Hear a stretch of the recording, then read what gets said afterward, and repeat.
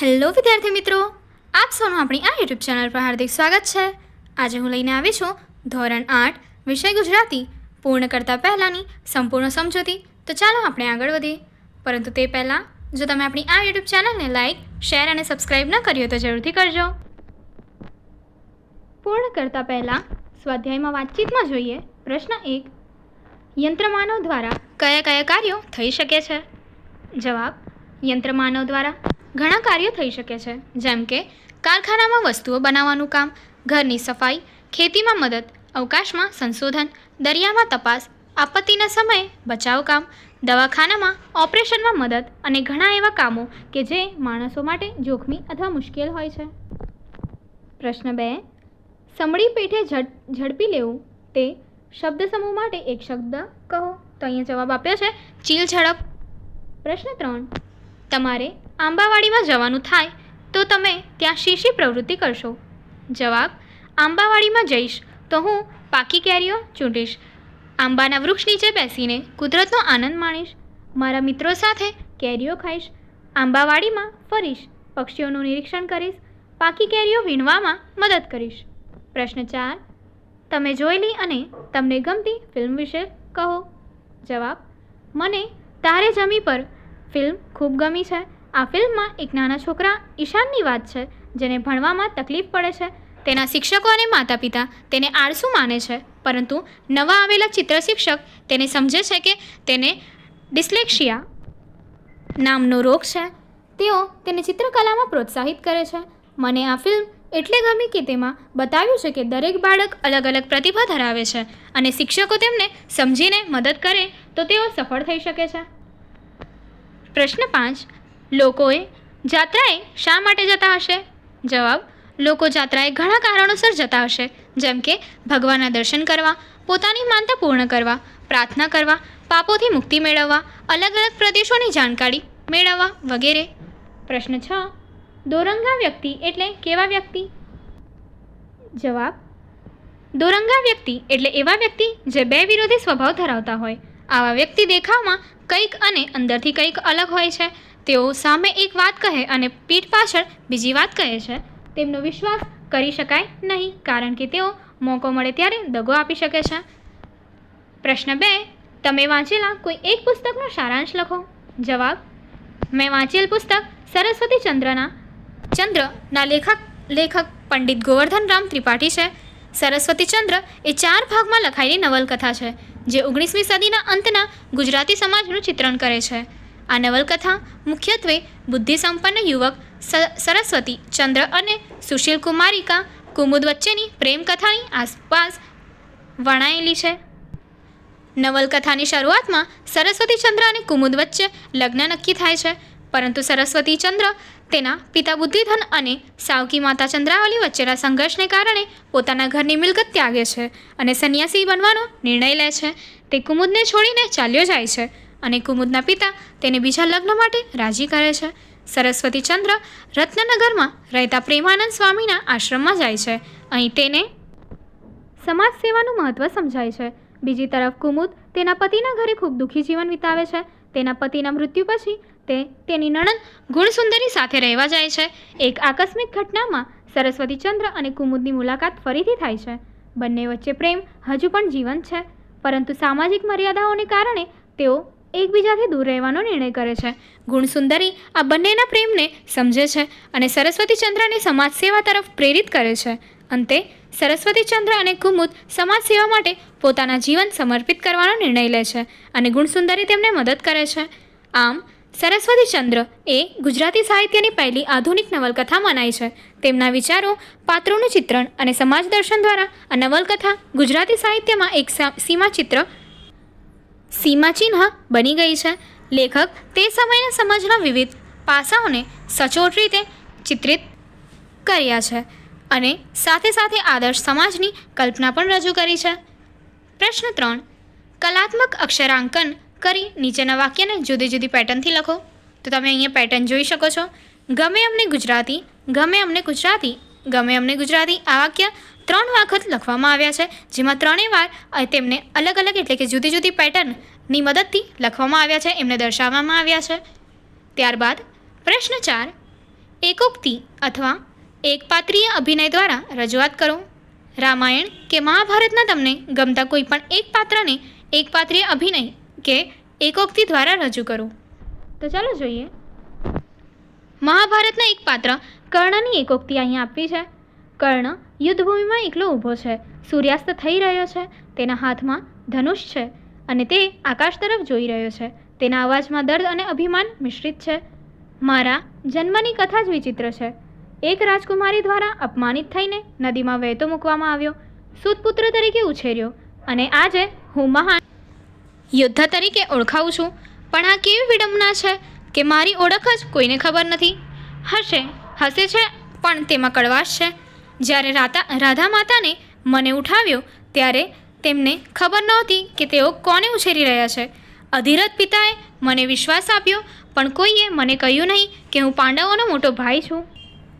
કુંતી માતાએ મને ત્યજ્યો અને આજે યુદ્ધભૂમિમાં હું તેમના પુત્રો સામે લડી રહ્યો છું. ધનુષ તરફ જોતા દુર્યોધને મને મિત્રતાની ભેટ આપી, રાજ્ય આપ્યું. જ્યારે બધાએ મને સુતપુત્ર કહીને અપમાનિત કર્યો ત્યારે તેણે મને અંગરાજ કહ્યો. હું કેવી રીતે તેનો વિશ્વાસઘાત કરું? હું કેવી રીતે તેને છોડી દઉં? ધીમા અવાજે પણ ઇન્દ્રએ મારા કવચ અને કુંડળ માંગ્યા. બ્રાહ્મણના વેશમાં આવ્યો અને હું જાણતો હતો કે તે કોણ છે, છતાં મેં આપી દીધા. મેં મારું આજે કવચ આપી દીધું કારણ કે કર્ણનું કવચ, કર્ણનું વચન કર્ણની જાતથી મોટું છે. આકાશ તરફ જોઈને, હે સૂર્યદેવ, તમારા પુત્રની આવી નિયતિ છે. હું જાણું છું કે આવતીકાલે મારું મૃત્યુ થશે. કૃષ્ણે મને સત્ય બતાવ્યું છે પણ હવે ઘણું મોડું થઈ ગયું છે. હું પાંડવોનો ભાઈ છું પણ હું દુર્યોધનની તરફથી લડીશ. મારા ભાગ્યની કરુણતા એ છે કે મારો જન્મ રાજવંશમાં થયો પણ મારું જીવન સૂતપુત્ર તરીકે વીત્યું અને મારું મૃત્યુ શત્રુ તરીકે થશે. ધનુષ ઊંચું કરીને, મારી ઓળખ શું છે? હું કર્ણ છું, કુંતીપુત્ર છું, સૂર્યપુત્ર, રાધેય, અંગરાજ, આટલા બધા નામ, પણ મારું સાચું સ્થાન ક્યાં છે? હું બધાનો મિત્ર હતો પણ કોઈનો ભાઈ ન બની શક્યો. આજે જ્યારે યુદ્ધભૂમિ પર ઊભો છું ત્યારે હું મારા કર્મને વફાદાર રહીશ. હું અર્જુનનો ભાઈ છું પણ તેનો શત્રુ બનીને લડીશ કારણ કે વફાદારી મારા જીવનનો સાર છે. ગંભીરતાથી, હું જાણું છું કે લોકો મને ઇતિહાસમાં કેવી રીતે યાદ રાખશે. કોઈક મને વિલન કહેશે, કોઈક મને ત્રાસદ નાયક, પણ મને કોઈની સ્વીકૃતિની જરૂર નથી. કર્ણ વફાદારીથી જીવ્યો છે અને વફાદારીથી મૃત્યુ પામશે. સૂર્યાસ્ત તરફ જોતા અવાજ મક્કમ બનતો જાય છે. આવતીકાલે જ્યારે યુદ્ધભૂમિ પર અર્જુન સામે ઊભો રહીશ ત્યારે હું તેને મારા સામર્થ્યથી હરાવવાનો પ્રયાસ કરીશ. મારી નિયતિ જે હશે તે લખી હશે, તે પૂરી થશે. પણ એક વાત ચોક્કસ છે, કર્ણ પોતાની શરતો પર જીવ્યો છે અને પોતાની શરતો પર મૃત્યુ પામશે. જીવનમાં ભલે અનેક અન્યાય સહ્યા હોય પણ હું મારી ફરજ અને વફાદારીથી ક્યારેય વિચલિત નહીં થાઉં. પોતાની તલવાર ઉપર હાથ ફેરવતા, હા, હું કુંતીપુત્ર છું, હા, હું પાંડવોનો ભાઈ છું, પણ હું દુર્યોધનનો મિત્ર છું અને આ મિત્રતા મારા રક્ત કરતાં વધુ મજબૂત છે. આ જ મારું સત્ય છે, આ જ મારું કર્મ છે અને આ જ મારી નિયતિ છે. સૂર્યાસ્ત પૂર્ણ થાય છે અને અંધકાર છવાય છે. પ્રશ્ન 5. આપેલા ફકરાઓનું વાંચન કરો અને તેમની તમારી અને તમારા મિત્રની વાંચન ઝડપ નોંધો. યુનિવર્સિટી ઓફ રોચેસ્ટર મેડિકલ સેન્ટરનું એક વાક્ય છે, તમારા વિચારોને પેન વડે કાગળ ઉપર ઉતારી લેવાથી મગજને આરામ, ચિંતામાંથી મુક્તિ અને ડિપ્રેશનનો સામનો કરવામાં મદદ મળે છે, જેના કારણે તમે જીવનનો પૂરતો આનંદ લઈ શકો છો. જીવનમાં ઘણીવાર આપણને મૂંઝવણ હોય છે, તેમાં પણ વિદ્યાર્થી તરીકે તો ખાસ. ઘણા બાળકો પોતાના અભ્યાસને લઈને મૂંઝવાયેલા જોવા મળે છે. એવા સમયે તમારા મગજમાં વિચારોને કાગળ પર ઉતાર્યા પછી તેનું અન્વેષણ કરવામાં આવે છે તો નિર્ણય લેવામાં સરળતા રહે છે. તમારી રોજિંદી પ્રવૃત્તિની નોંધ લેવાની ટેવ તમારો આત્મવિશ્વાસ વધારે છે. તમે કોઈપણ બાબતને કાગળ પર લખી રાખી હોય તો સૌપ્રથમ તમારે એ વાતને યાદ રાખવાની જરૂર નથી પડતી. સાથે જ દિવસભર તમારે શું કરવાનું છે એ વાતો તમે સાચવીને યાદ કરી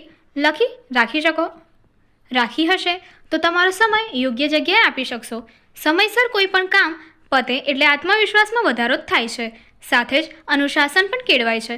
વિદ્યાર્થી જીવન દરમિયાન આ બંને વસ્તુઓ તમારા કામની છે. વિદ્યાર્થી જીવન દરમિયાન આ બંને વસ્તુઓ તમારા કામની છે, માટે શરૂઆતથી જ લખી રાખવાની ટેવ પાડો. એવું જરૂરી નથી કે તમે જીવનમાં ચાલતી બાબતો જ નોંધ રાખો. તમારા અભ્યાસક્રમમાં શું શું યાદ રાખવાનું કે યાદ કરવાનું બાકી છે, તમને કેટલું યાદ રહ્યું છે અને કેટલો અભ્યાસક્રમ તમે ચોકસાઈપૂર્વક પરીક્ષામાં લખી શકો છો, આ બાબતો પણ રોજિંદા ધોરણે નોંધ કરી શકાય છે. વિદ્યાર્થી તરીકે ક્રિટિકલ થિંકિંગ એટલે કે ઊંડાણપૂર્વક વિચાર કરવો એ અતિશય આવશ્યક બાબત છે, પણ ઘણીવાર તેમાં અમુક બાબત છૂટી જાય છે. તેવું ન થાય એ માટે હંમેશા તમને યાદ આવતી નથી એવી વાતો પણ લખી રાખવાની ટેવ પાડો. આવું કરવાથી છૂટવાનો ડર નથી રહેતો. જર્નલ ઓફ નર્સિંગ એજ્યુકેશનમાં પ્રકાશિત થયેલા એક અભ્યાસક્રમમાં નોંધવામાં આવ્યું છે કે દૈનિક નોંધ લખવાથી વિદ્યાર્થીને ઊંડાણપૂર્વક વિચારવાનું કૌશલ્ય વિકસાવવામાં માટે મદદ મળે છે.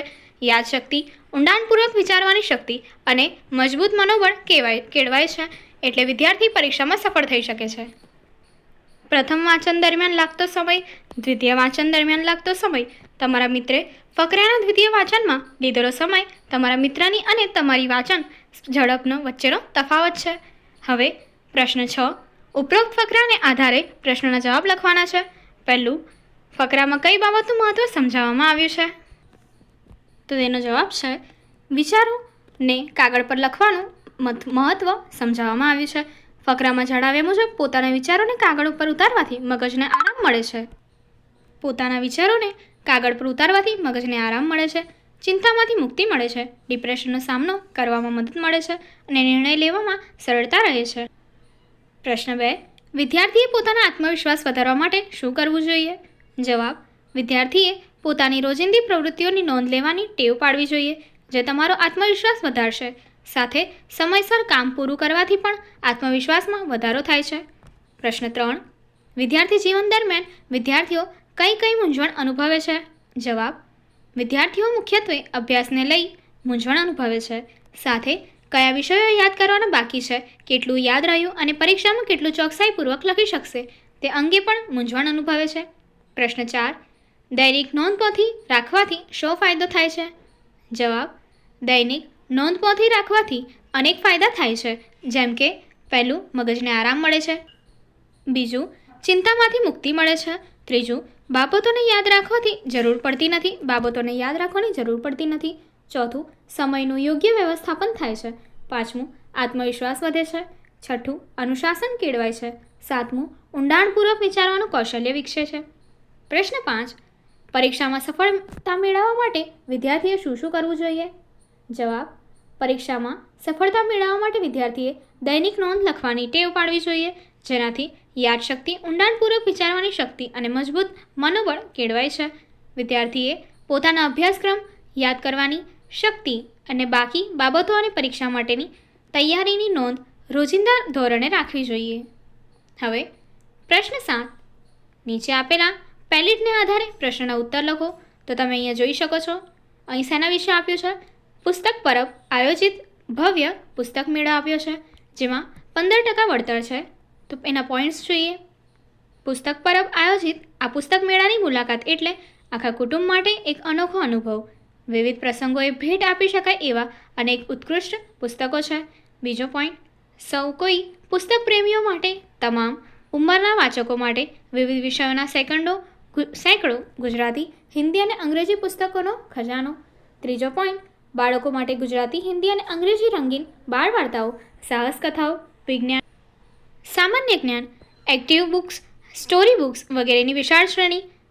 ફોર્થ પોઈન્ટ, બેસ્ટ સેલર લેખકોના સ્વવિકાસ, જીવન ઘડતર, નવલકથાઓ, ઇતિહાસ, જીવન ચરિત્રો, ધર્મ, અધ્યાત્મ, હાસ્ય, બાળકોનું ઘડતર, આરોગ્ય વગેરે વિષયો પરના પસંદગીના પુસ્તકો. 15% ફ્લેટ ડિસ્કાઉન્ટની આ ઓફર તારીખ 21 એપ્રિલથી 30 એપ્રિલ સુધી. સમય તમને આપવામાં આવ્યો છે દરરોજ સવારે 10 થી સાંજે 8:30 સુધી. અને એડ્રેસ શું આપ્યું છે? તો કે શોપ આપી છે B4431 શારદા ભવન, સરસ્વતી એપાર્ટમેન્ટની સામે, લક્ષ્મીનગર, ભાવનગર. તો એના પરથી પ્રશ્નોના જવાબ જોઈશું. પહેલો પ્રશ્ન, પુસ્તક મેળામાંથી તમે કઈ ભાષાના પુસ્તકોની ખરીદી કરી શકશો? જવાબ: પુસ્તક મેળામાંથી હું ગુજરાતી, હિન્દી અને અંગ્રેજી ભાષાના પુસ્તકોની ખરીદી કરી શકીશ.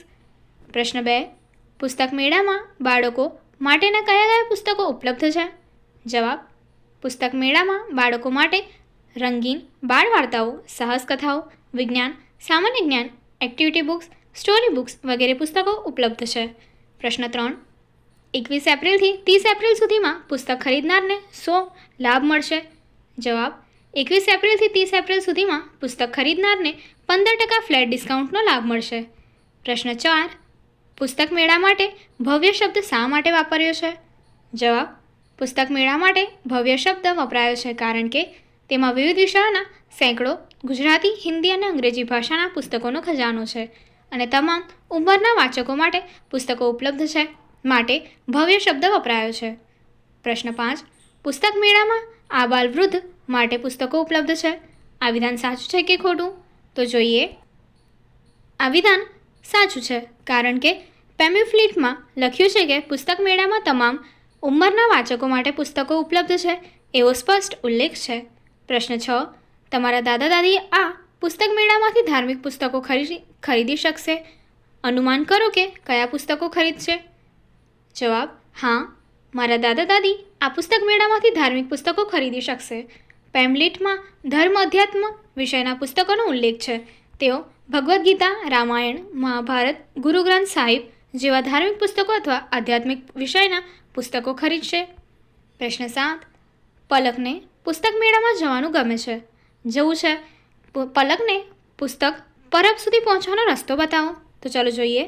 આપણે અહીં શું લખશું? તો આપણને જે એડ્રેસ આપવામાં આવ્યું હતું એ લખીશું. પલકને પુસ્તક પરબ સુધી પહોંચવાનો રસ્તો આ મુજબ છે. શોપ નંબર B4431 શારદા ભવન, સરસ્વતી એપાર્ટમેન્ટની સામે, લક્ષ્મીનગર, ભાવનગર. આગળની એક્ટિવિટી જોવા માટે અહીં આપેલી એન્ડ સ્ક્રીન પર ક્લિક કરો. Thank you.